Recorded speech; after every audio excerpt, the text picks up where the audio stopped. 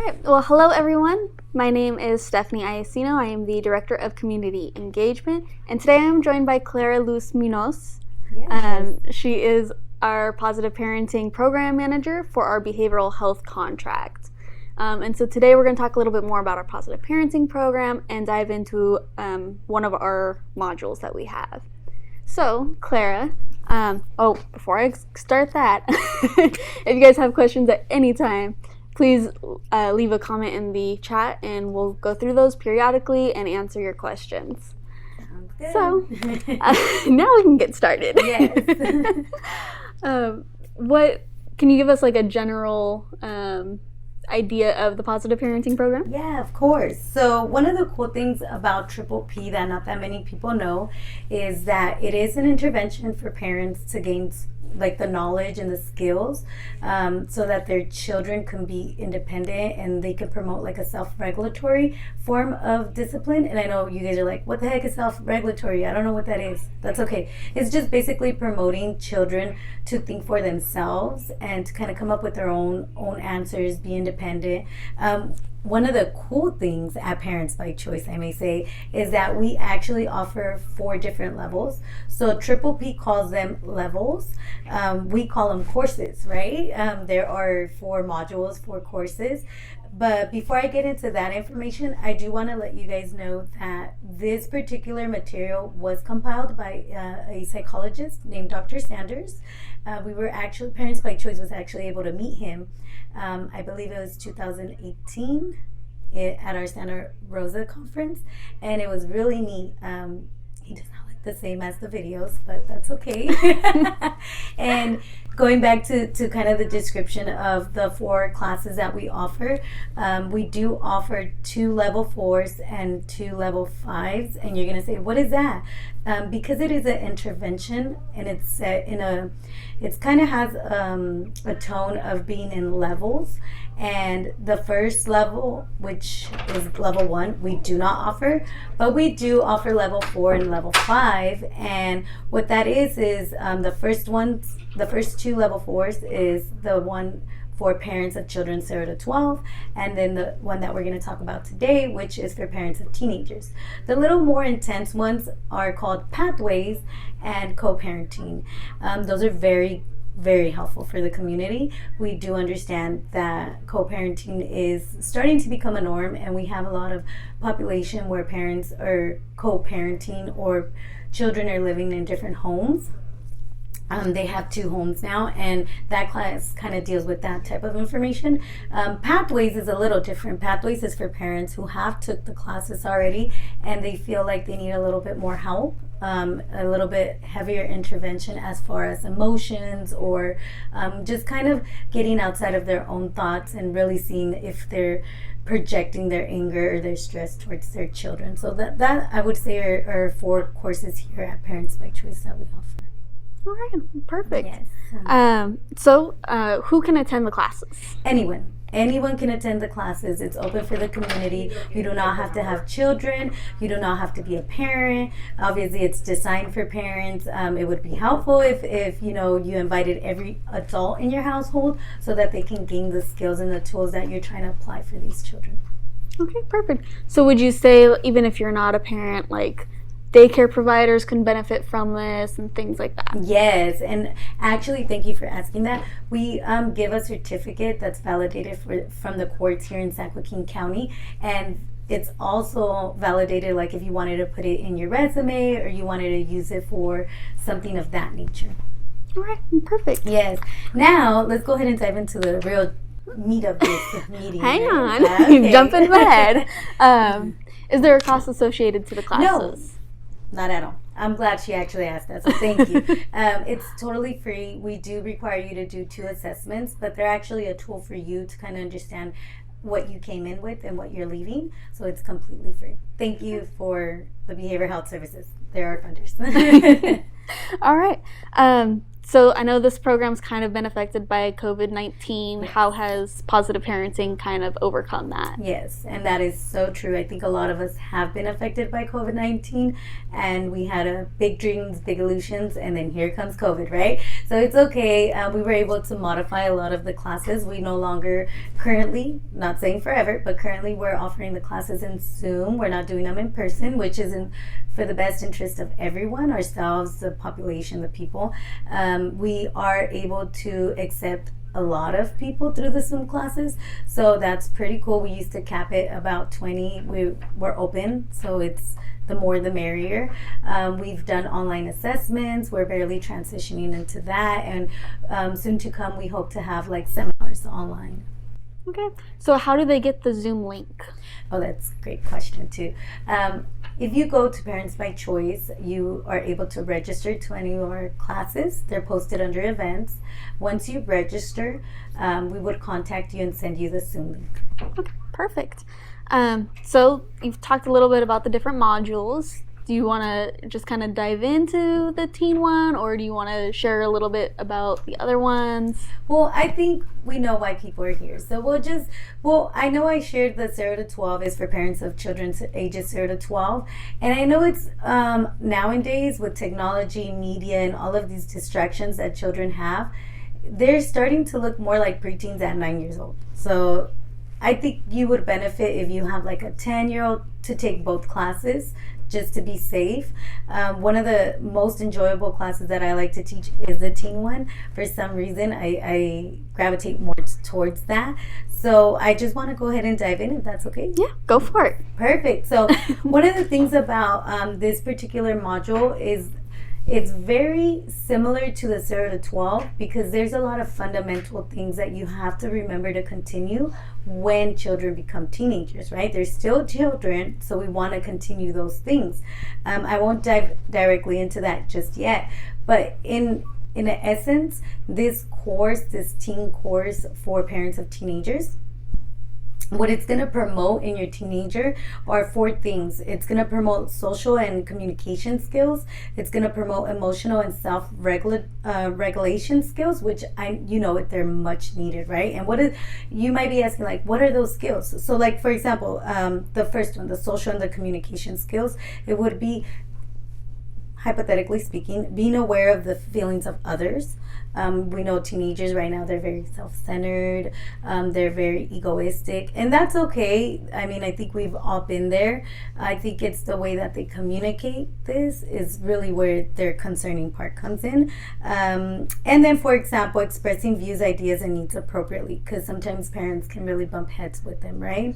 Going into the next one would be the emotional self-regulation skills. So something that they would be able to kind of gain and express would be expressing feelings in ways that do not harm others, because we know very well that teenagers kind of love to express themselves in the more riskier sides, and sometimes they are placed in situations where that is their norm, right? That's the only way they can express themselves, or they feel like no one understands them, so they're going to express themselves a little different.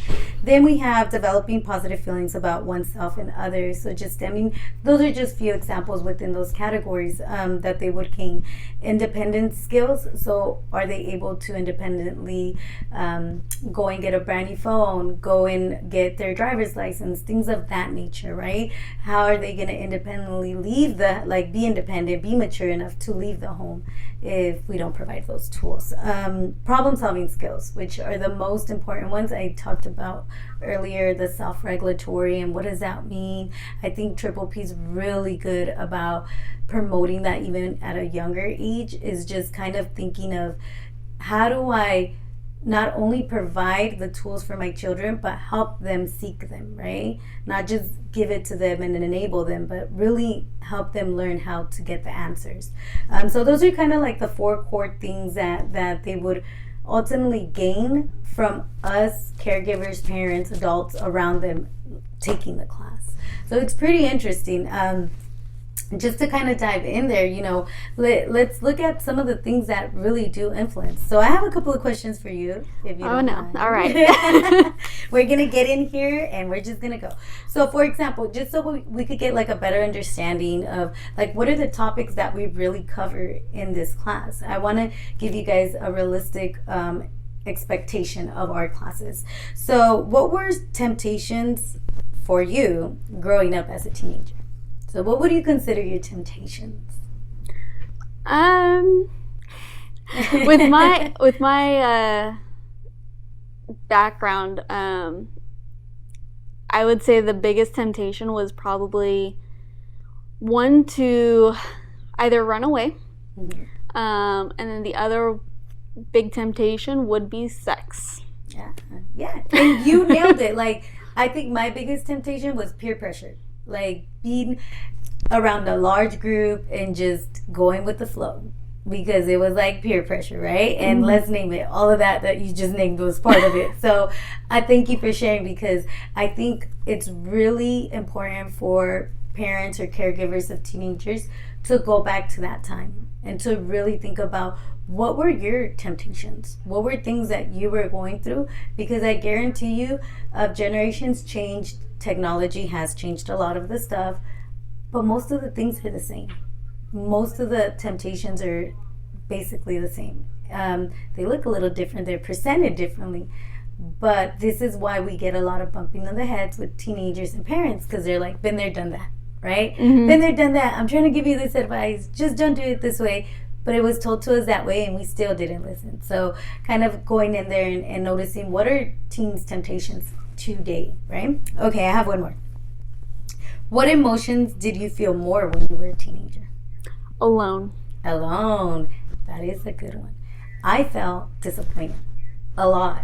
I think I was starting to think more critically, and people looked at me like an adult, but I knew I wasn't an adult, and I just kept noticing things around me, and I was always disappointed.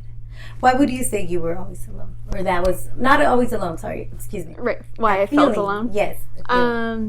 Well, for me, growing up, especially in high school, I got really sick and I couldn't go to school anymore. And so my friends pretty much started rumors about me. And so I had basically no one. So that was where I felt alone. Yes, and you know what? Teenagers could be mean and cruel, and it hurts, and it's real, right? And thank you for sharing that, because this is such an awareness of what teenagers feel when they're teens. It's amplified. Like, there's studies out there, there's scientists who've studied teenagers' emotions, and they know that even though I'm an adult and they're a teenager, they can feel it a lot more. It feels more intense, it smells more intense. It's just because the brain is still growing, right? And it's still understanding. Believe it or not, teenagers' brains are still growing. We actually don't develop our brain until like 25 plus years. And then you start adding alcohol and you start adding drugs, and that it's even delayed a little bit more, right? So yeah, you're absolutely right. I'm pretty sure that we have more than half of the teenagers feeling lonely, disappointed, depressed, suicidal. There's so many emotions, and I think as caregivers and parents, we have to really be in tune with their emotions and understand that our emotions automatically affect their emotions. And one of the things that we do cover in our classes is we love to say, I know it sounds a little weird, but we love to say that when a child is slamming doors, screaming, yelling, and just they're teenagers, being quote unquote teenagers, right? And they're expressing all these emotions, that is actually healthier than a teenager that doesn't express nothing, that is quiet, that is locked away, that just doesn't want to talk, because they're actually crying out for help. They're actually expressing it, right? And we always say when you have a teenager who no longer expresses their emotions, that is where we want to seek, a little bit further help, if that makes sense. Yeah. Okay, one last one, just for you guys. Okay, so how would you say if you rebelled, you rebelled?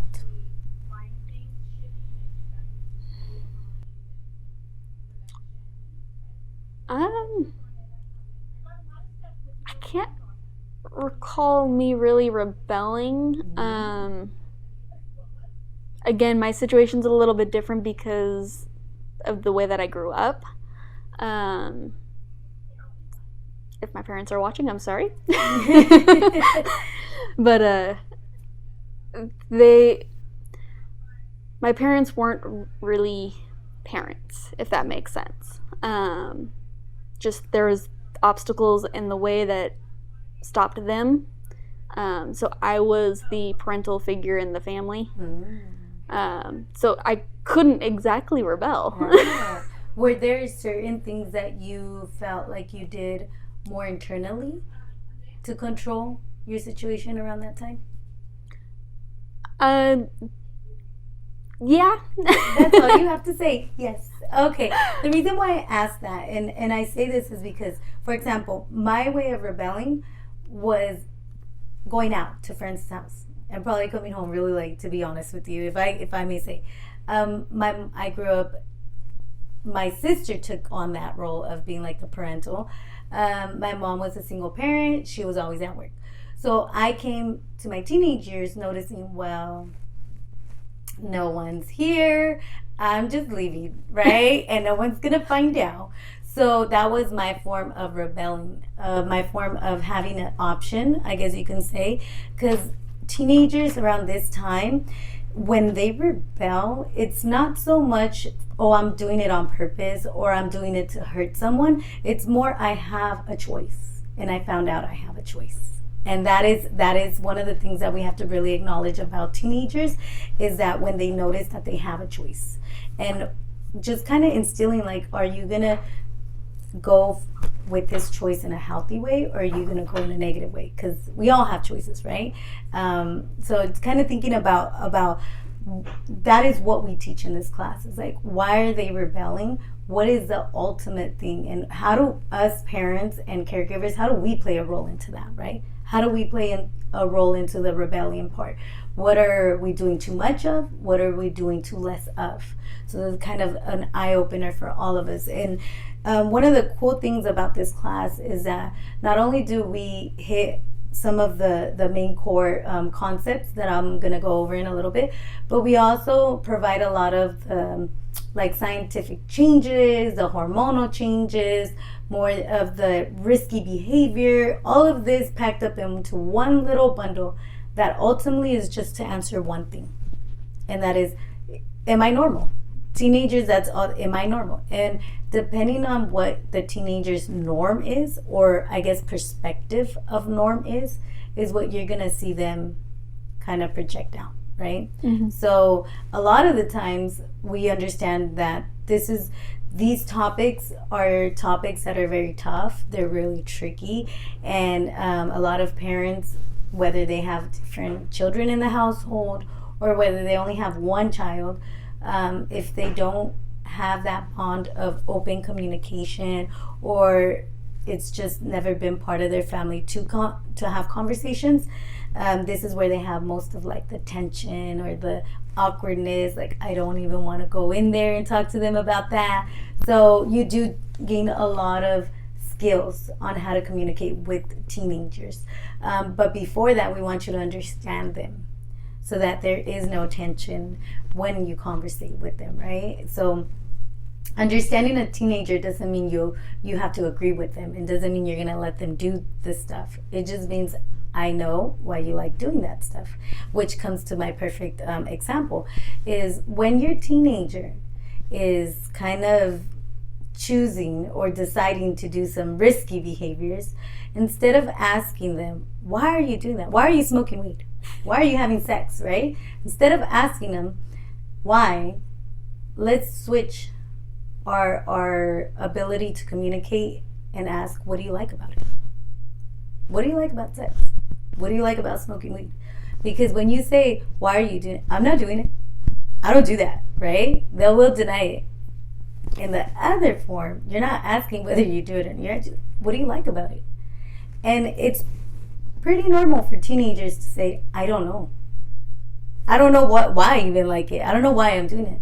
And that's okay. That is why we're here, to guide them and to kind of help them understand their own emotions. And I hope that all of you guys can take this class and kind of learn these things. So just kind of going in there for some of the major topics, that way you guys can know what to expect when you're going and navigating through these classes. They will be on Zoom, so we are requiring people to log into the Zoom app. Their camera must be turned on. You will be required to participate, whether it's reading or being paired up in they call breakout rooms that are really pretty cool. And you can go off into a breakout room. And earlier today I was teaching a class and I was like, okay guys, I'm gonna send you guys to your room. And I'm like, I sound like a mother. And then just kind of in that concept, the whole course is designed in a way where the first I would say packet module, not module, but the first packet or chapter is developing a positive relationship. We want to make sure that we acknowledge where we're lacking and we super highlight where we're good at, as far as developing a good relationship, getting along with my teenager. What am I doing that is going to make my teenager and my relationship a lot stronger, right? And if you don't have nothing, you're like, I don't know, there's just a bunch of fights and tension, that's okay, because we provide those tools to you. Then increasing desirable behavior. So sometimes we get stuck just noticing the negative.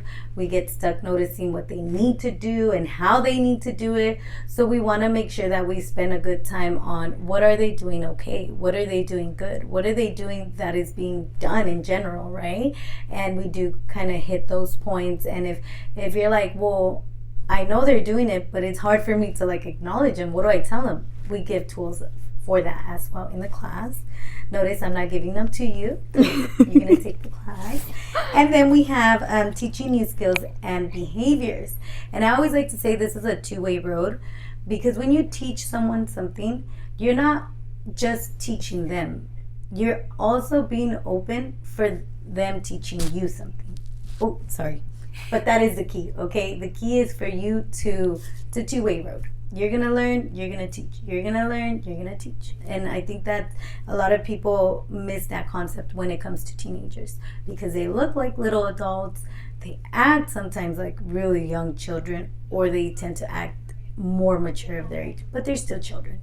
And most of them should still have guidelines and things to follow, and expectations and responsibilities, right? And then, of course, after we kind of spend a long time on those three big chapters, we like to talk about the managing the misbehavior. And we leave that at the end for a reason, because we want to see and we want to track the family tension and see, has it gone lower? Has anything changed? And if so, let's say it starts, you start seeing change and it starts getting, diminishing the tension and the stress and the arguments, then you have more time to focus on the real concerns, on the real problem behaviors, right? Not saying the other ones weren't real, but the more tense ones, I guess you can say. Yeah, and I think I encourage you guys. It's a really fun class. Me personally, I assign a lot of video as homeworks, which they're pretty cool. You can wash dishes, do something else in the meanwhile, but they're enjoyable. They're really good. All right. Well, thank you, Clara. Yeah. See, there's nothing in the chat, so I guess it's going to be a quiet day. Yeah. If you guys have questions for Clara on the positive parenting for parents of teenagers, feel free to write it in the chat real quick before we kind of wrap this whole thing up. And I do want to give you guys a quick little before I forget. So when we do talk about managing misbehavior, there's a quick tool, a quick little acronym that we use, and I think I want to share it. Yeah. It's called, I don't know if you guys can see it, but it's called THINK. And we always, I know maybe some of you guys have heard it. If you haven't, this is something really helpful when you're talking to a teenager. Actually, this is helpful when you're talking to another human being, to be honest. So before we open our mouth, let's go ahead and practice think. And we say, what is think? So think is, what we're about to say, is it true? Because we tend to say always or never, or have those type of vocabularies that are very fixed, right? You never wash the dishes. You never come home on time. Do they really never? Have they came home at least one time on time, right? So just kind of, is it true, right? Now let's say it is true. Is it helpful? The way we're saying it, is it a helpful way of saying it? Or are we saying something that is probably going to hurt our emotional bond, right? The third one is it inspiring? Is it going to inspire them to want to achieve bigger things? Is it going to inspire them to be a bigger person? Is it going to inspire them to actually have a dream? What we're saying to them, is it really going to fuel them, or is it going to kill their inspirations? Because sometimes we kill inspirations without even thinking, right? And is it necessary? Can we maybe not say some of this stuff, or say it the way we're saying it? Because teenagers are very emotional. And sometimes even just saying it even if we're being sarcastic and we know it's funny, was it necessary? Was the sarcasm necessary? Because that can be a real turn off, and they won't want to give you another opportunity for a conversation, or won't even come up to you to tell you anything anymore, right? It's like, you're always making fun of me, you're always lecturing me. Was it necessary? And is it kind? Is it something that you can go back and think about and say, I would speak to someone that I work with that way, right? Is it kind? Is it something kind that's being kind of projected out of your mouth? So remember, guys, before you get into a tough conversation with a teenager, just think. Thank you. So we do have a couple things in the chat. So Cynthia says, this is great information, and thank you both for opening up a bit about your lives. It helps us go back to our teenage years and think outside the box when it comes to communicating with our teens. I can say from watching this, I am looking forward to taking this module. Thank you. And then we have another one from Ashley saying, hi guys, just wanted to jump in and say the teen class is very informative and gives practical strategies to help deal with teen behavior. Thank you. And just by the way she wrote that, I think she took it already. Wink, wink. So thank you, ladies, for kind of jumping in there, and Ashley for saying how much you appreciated the class, and Cynthia for looking forward to taking the class. Yes. Invite everyone, okay? Your friends, your family members, anyone. Yeah. So you have a schedule for the next teen class. Yes. Our next teen class is going to be like how we stated, through Zoom. It will be a little bit accelerated. Typically we have our classes once a week for 6 weeks, but this time around it's going to be different.